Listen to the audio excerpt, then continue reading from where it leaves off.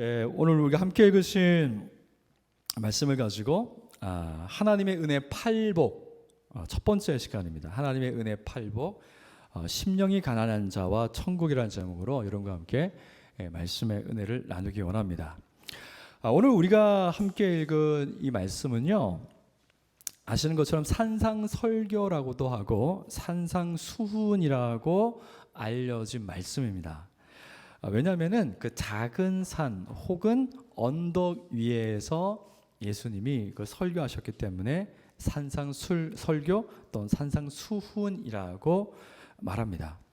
특히 이 마태복음 그 5장 그 3절에서 10절까지의 말씀은요, 그 산상설교 중에서도 팔복, 그 8개의 복으로 알려진 유명한 설교입니다. 근데 제가 오늘 사실은 이 첫 번째 복인 그 심령이 가난한 자에게 주어지는 그 천국에 대해서 우리가 함께 나누기를 원하는데요. 일부러 제가 그 10절까지의 말씀을 읽었습니다. 그러니까 우리가 매주 말씀을 읽으면서 그 말씀의 내용을 익숙하게 하기 위해서 10절까지 읽었는데요. 여러분은 그 팔복에 대해서 깊이 묵상해 보신 적이 있으신지 모르겠어요. 이 팔복, 그 8가지의 복이 나오는데, 예를 들어서 예수님이 말씀하시는 복의 의미가 무엇이고 그 복을 받을 수 있는 자격이 나오는데요, 그 자격에 대해서 내가 과연 그 자격이 있는 사람인지, 그래서 예수님 말씀하시는 그 팔복을 내가 지금 누리면서 그 복을 받고 살고 있는지 생각해 보셨는지 모르겠습니다. 여러분, 하나님의 그 말씀이 놀라운 이유는요, 하나님의 말씀은 우리의 삶을 바꾸어 놓습니다. 우리의 삶을 어떠한 방식으로 바꾸어 놓냐면요, 하나님이 우리에게 주시기를 원하시는 그분의 선하신 뜻대로 우리의 삶을 바꾸는 능력이 있습니다. 그래서 만약에 저와 여러분이 그런 하나님의 말씀에 대한 기대가 없다면은 이 설교 시간이 지겨울 수도 있을 거예요. 별로 기대가 없을 수도 있을 겁니다. 그런데 분명 하나님의 말씀은 우리의 삶을 바꾸어 놓습니다. 그것도 하나님이 원하시는 뜻대로, 원하시는 방법대로, 원하시는 목적대로 우리를 이끌어 가십니다. 그래서 우리는 말씀을 통해서 기대할 수가 있는 거죠. 그래서 만약 여러분이 산상수훈에 대한 설교를 여러 번 들었어도 아직 팔복에 나오는 복과 자격이 나와는 상관없는 것처럼 사셨다고 한다면, 만약에 그렇다면 오늘 말씀을 통해서 예수님이 말씀하시는 이 복을 누리는 복이 있기를 주님 이름으로 축복합니다. 먼저 우리가 이 말씀을 우리가 살피면서 먼저 살펴볼 내용은요, 예수님 말씀하시는 복이 무엇인가 하는 거예요. 도대체 예수님 말씀하시는 이 복이 뭘까요? 이 복은 성경에서 그 원어, 이 성경이 기록되어 있는, 이 신약 성경에 기록되어 있는 헬라어 원어에 보게 되면요, 그 의미가 무엇인지 알 수가 있는데요, 그 복이라는 것은요, 사람이 하나님의 은혜로 하나님께 인정받은 상태, 이것을 복이라고 얘기합니다. 여러분이 평소에 혹시 복에 대한 개념을 갖고 있었다면 그거하고는 많이 다를 수 있습니다. 지금 예수님께서 말씀하시는 복은 무엇이냐면요, 하나님의 은혜로 하나님께 인정받은 상태가 복이라고 말씀합니다. 이게 만약에 생소하다면 우리는 이 말씀을 통해서 이 복의 개념을 이해할 필요가 있겠죠. 이것을 줄이면은 은혜로 인정된 사람, 하나님의 은혜로 하나님께 인정된 사람, 그 사람이 복이 있다는 거예요. 여러분, 말씀을 통해서 우리가 다시 이 부분을 이제 생각할 때 우리 마음속에 이 예수님 말씀하신 이 복이 얼마나 우리에게 놀라운지를 우리가 오늘 말씀을 통해서 알 수가 있어요. 우리는 이제 그 일반적으로 우리가 복을 생각하면 그 복의 개념은 우리가 복을 받으려면 내가 열심히 노력을 해야 한다고 생각하죠. 그리고 내가 열심히 노력을 해서 노력한 대가나 그 이상의 혜택을 누리는 것을 일반적으로는 복이라고 생각합니다. 근데 복의 출발점을 우리는 나의 열심과 나의 노력에 의해서 좌우된다고 생각합니다. 하지만 예수님 말씀하시는 복은 우리가 만들어내는 것이 아니에요. 예수님 말씀하신 복은요, 하나님이 주시는 겁니다. 그 전능하신 하나님이 우리에게 주시는 거예요. 그 전능하신 하나님이 우리에게 주시는 복이라면 우리가 상상하기 어려울 정도로 얼마나 놀랍고 좋은 복일까요? 그래서 이 예수님 말씀하신 그 복은요, 사람이 만들 수 있는 수준의 복이 아니라는 것을 알 수가 있습니다. 그럼 두 번째로, 이 복이라는 것이 하나님의 은혜로 하나님께 인정된 사람이 받는 것이 복이라고 한다면은, 우리가 두 번째로 생각해 볼 것은요, 이 하나님의 은혜로 하나님께 인정받은 사람은 어떤 사람인가 하는 거예요. 하나님의 은혜로 하나님께 인정받은 사람은 어떤 사람일까요? 그것을 갖다가 오늘 본 말씀에서는요, 예수님이 심령이 가난한 사람이라고 말씀합니다. 심령이 가난한 사람. 오늘 3절 말씀에 심령이 가난한 자는 복이 있나니, 이것을 우리가 첫 번째 나누었던 내용을 집어넣어서 설명하면요, 심령이 가난한 사람은 하나님의 은혜로 하나님께 인정된 사람이니 그 사람에게 복이 있으니 그들에게 천국이 주어진다는 것이죠. 여러분, 전능하신 하나님이 복을 우리에게 주시는데요, 그 복을 받을 수 있는 자격은요, 심령이 가난한 사람입니다. 그러면 이 심령이 가난하다는 것은 어떤 의미입니까? 이 성경의 원어를 보게 되면요, 이 심령이라는 단어는 헬라어로 푸뉴마라는 단어가 사용되었습니다. 여러분, 이 푸뉴마라는 단어는요, 어디에 나오냐면 창세기에 나와요. 창세기에서 하나님이 아담을 흙으로 그 형상을 만드시고 그 코에 생기를 불어 넣으셨다고 할 때에, 그래서 사람이 생영이 되었다고 하잖아요. 그때 생영이 되었다는 그 표현, 영, 바로 그것이 푸뉴마입니다. 그러니까 하나님께서 아담을 창조하셨을 때에 흙으로 그 모양을 빚으시고, 그 푸뉴마라는 것은 하나님의 호흡, 하나님의 생명, 하나님의 영이라는 의미가 있습니다. 그래서 하나님께서 숨을 후 불어넣으시니까 이 아담 안에 하나님의 영이 들어간 거죠. 그래서 그가 살아있는 존재가 됐다는 거예요. 그래서 하나님을 인식할 수 있고 하나님을 알 수 있고 하나님과 친밀히 교제할 수 있는 살아 숨쉬는 존재가 되었다는 것입니다.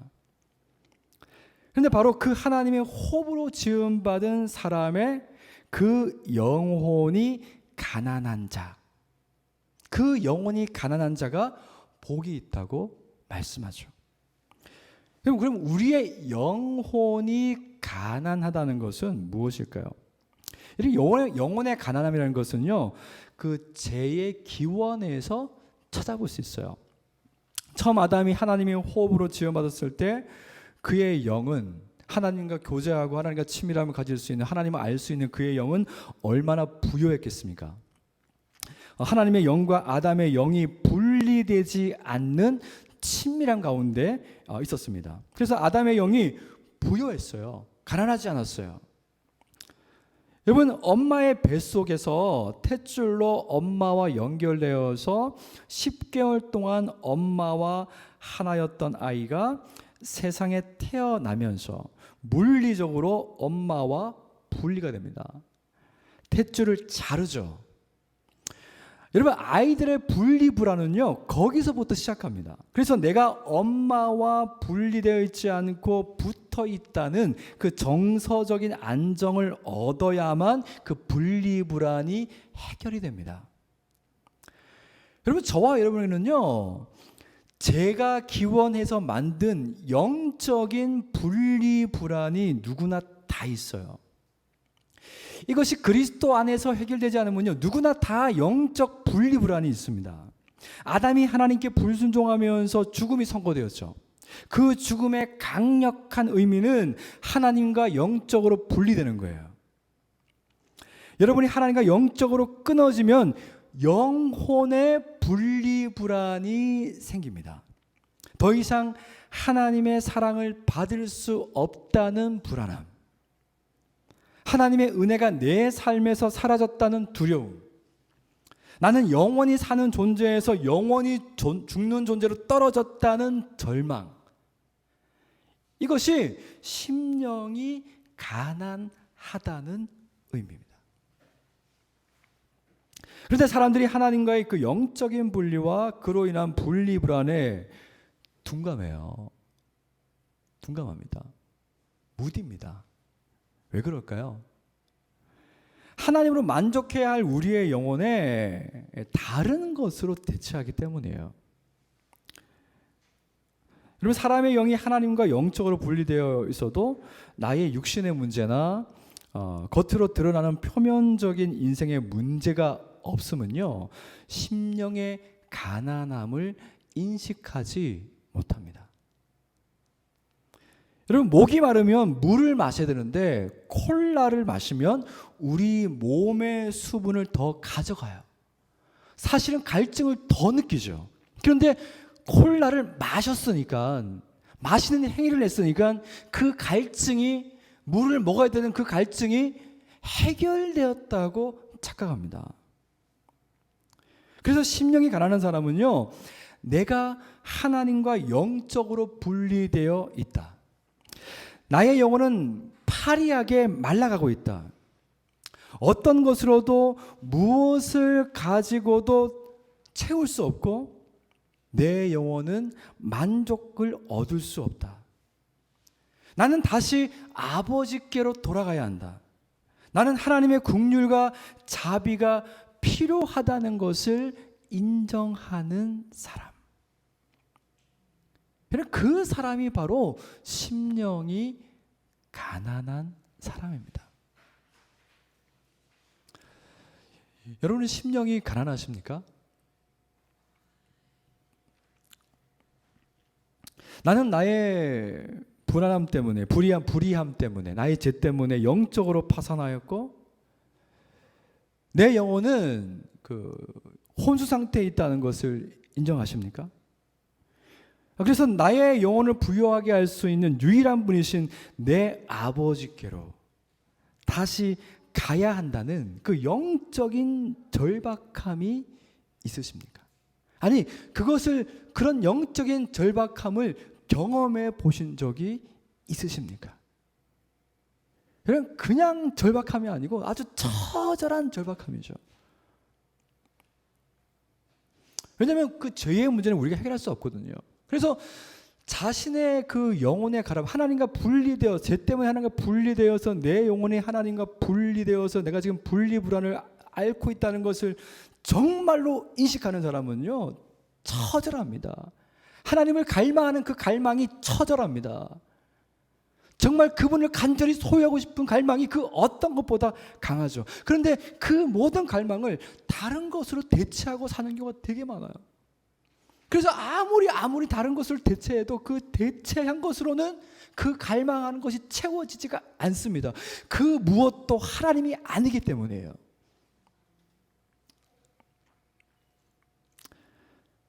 그래서 우리는 내 영혼은 안전한지를 봐야 됩니다.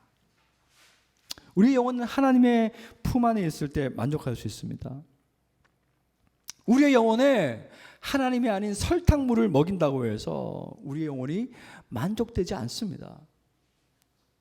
여러분, 우리의 영혼의 참된 만족은 우리가 하나님의 품 안에서 그분의 영과 함께 친밀한 가운데 있는 것임을 기억하십시오.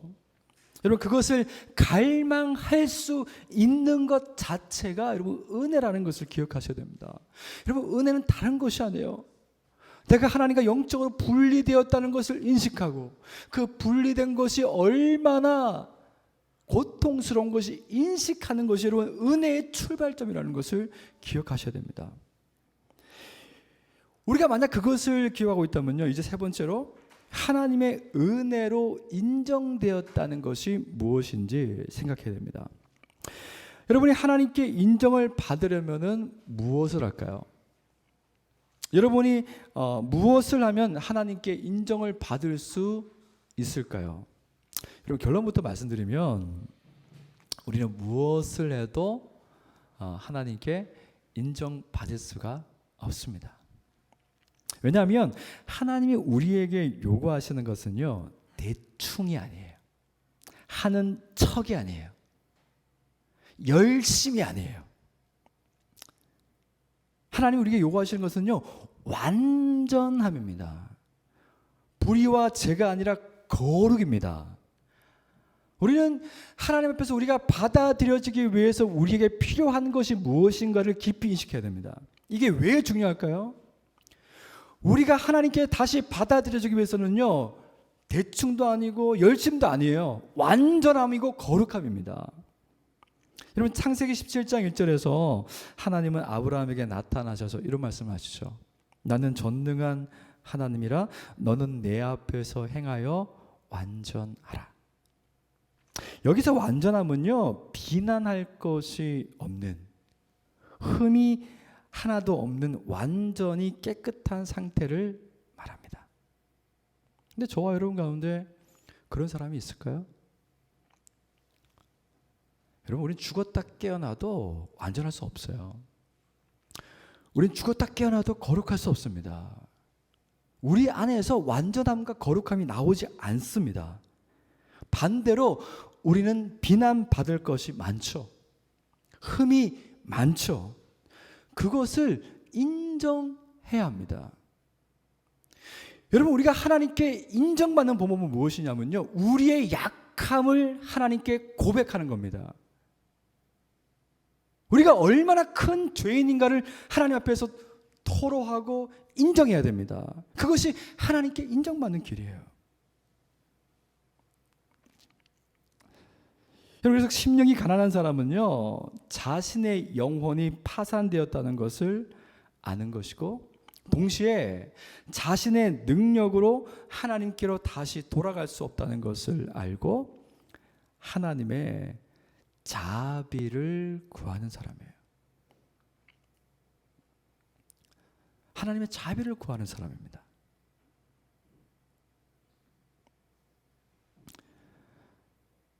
하나님의 용서를 구하는 것입니다.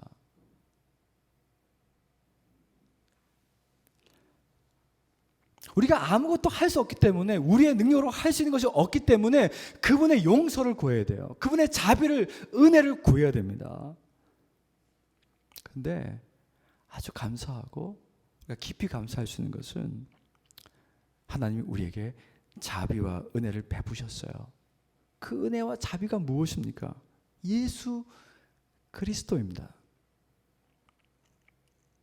여러분이 완전함과 거룩함을 요구하시는 하나님의 요구에 전혀 닿을 수 없다는 것을 하나님이 아시고 우리에게 은혜를 주셨습니다. 여러분, 죄인들 중에서 괜찮아 보이는 한 사람을 뽑아서 희생시킨 것이 아니라 하나님의 아들, 곧 하나님이 이 세상에 오셨습니다. 어떤 선교사님들이 모여 있는 집회가 있었어요. 선교사님들 대상으로 해서 한 강사 목사님이 설교를 하시는데, 이제 선교사님들한테 이런 질문을 했어요. 선교사님들, 만약에 하나님께서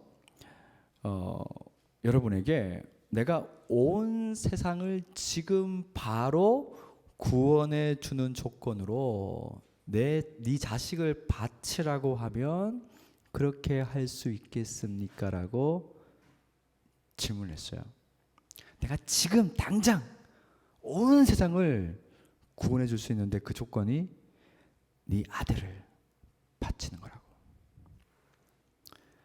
그 질문을 선교사님들이 들었는데요, 선교사님들이 앉은 자리에서 막 여기저기에서 흐느끼며 우는 소리가 들리는 거예요.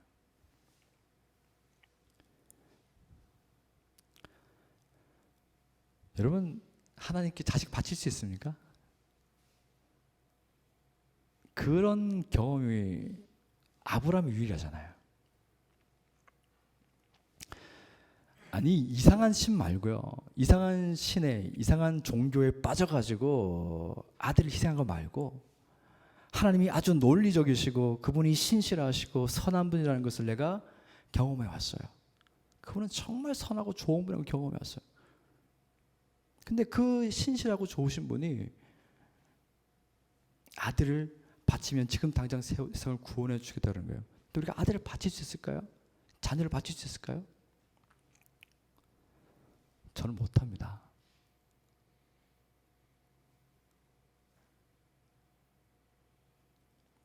저는 못해요. 저는 못합니다. 저는 정말 할 수가 없어요. 아니 안 할 것 같아요. 그렇게 할 수 있어도 안 할 것 같아요. 그리고 설사 우리가 바친다고 그래도 죄인을 구원할 수가 없어요. 그런데 하나님은 하나밖에 없는 그분의 아들을 우리에게 주셨습니다. 하나님이 사람의 몸을 입고 오셔서 완전하고 거룩한 삶을 사시고 우리의 죄와 형벌을 대신하여 십자가에서 죽으셨습니다. 그리고 예수님은 부활하심으로 우리를 위한 하나님의 구원의 은혜가 완성되었다는 것을 증명하셨습니다. 그래서 하나님의 은혜로 하나님께 인정받았다는 것은 하나님이 우주 최고의 자비와 은혜인 그 아들을 주셨을 때 겸손하게 그 하나님의 아들을 나의 구원자로 영접하는 것을 말합니다. 하나님의 자비이신 그리스도를 영접하는 것만이 하나님께 인정받을 수 있는, 그분의 은혜를 붙잡는 것만이 하나님께 인정받을 수 있는 유일한 길입니다. 다른 길은 없습니다. 그래서 요한일서 5장 12절에서는 아들이 있는 자에게는 생명이 있고 아들이 없는 자에게는 생명이 없느니라고 말씀합니다. 우리를 용서하시고 구원하시기 위해서 무한한 은혜를 베푸셨습니다. 그 무한대의 은혜에 우리의 어떤 선한 행동이 더해진다고 해서 영향을 주지 않습니다. 그래서 여러분, 하나님의 은혜로 인정된 사람들은 이렇게 고백합니다. 찬송가 252장에 보면요, 3절 가사에 이런 가사가 있어요. 나의 죄 속하기는 예수의 피밖에 없네. 나는 공로 없으니 예수의 피밖에 없네.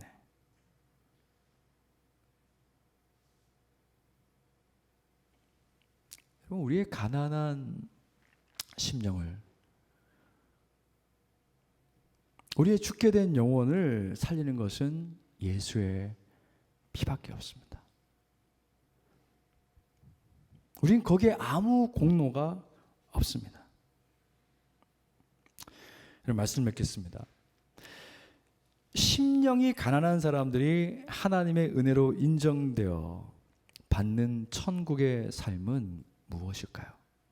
제가 간단하게 말씀을 드리면요, 하나님은 예수님이 여러분을 위해 행하신 일을 매 순간 되새기게 하실 겁니다.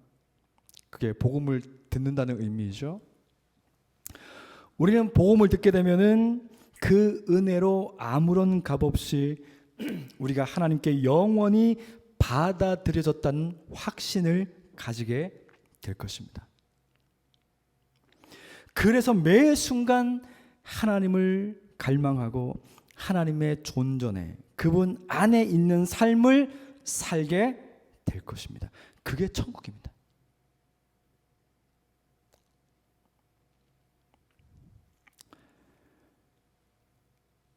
다윗이 27편 시편 27편 4절에서 내가 여호와께 바라는 한 가지 일, 그것을 구하리니 곧 내가 내 평생에 여호와의 집에 살면서 여호와의 아름다움을 바라보며 그의 성전에서 사모하는 것이라.